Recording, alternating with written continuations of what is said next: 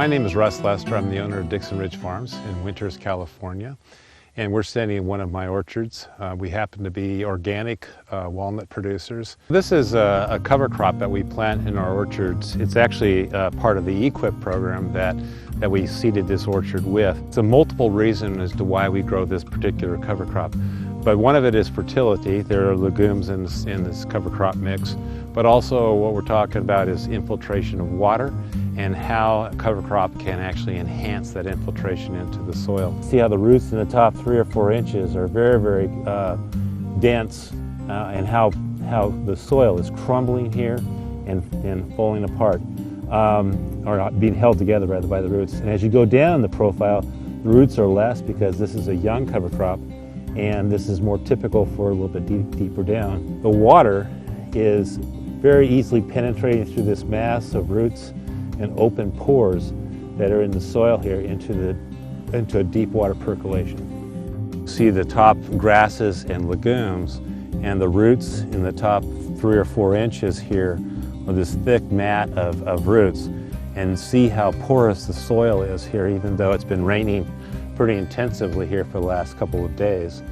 What this does is between the top, the actual vegetation on the top, and then these roots here, it breaks the fall of the rainfall so it doesn't seal over on the surface, and then the water is able to penetrate in through these pores all the way down into the soil.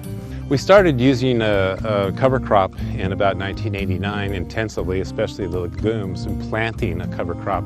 Prior to that, we just simply used a natural, whatever came up type of cover crop, a wild cover crop. The type of vetches and clovers that we have here bring in beneficial insects as well. What we've noticed over the years is that the amount of rainfall that this is able to absorb is just incredible. We have had incidents for California, very, very high rainfall of 5 inches in 24 hours, and there's basically all of it's passed through the soil into the groundwater. One of the concerns I hear about cover crops is that they rob the cash crop of soil moisture.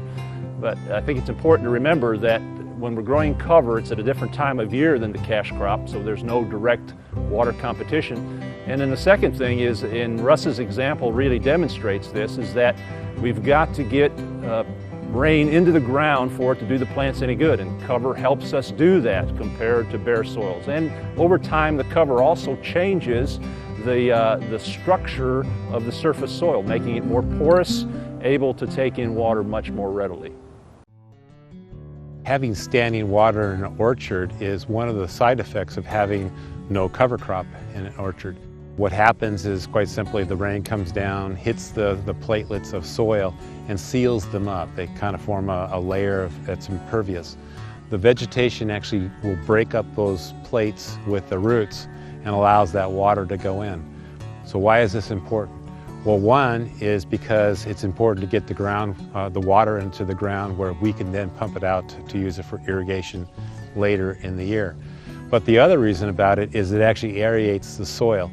The trees are dormant right now, but the roots are actually starting to grow right now. We don't see that, but they are.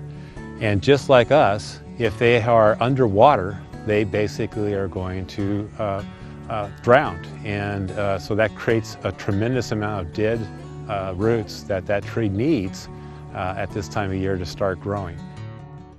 When we grow something in between the rows, or on the cover crop side, it is actually creating a diversity which then adds more beneficial insects to the system.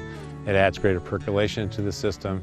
It actually opens up the soil for other nutrients and for irrigation water that you are applying later on in the year.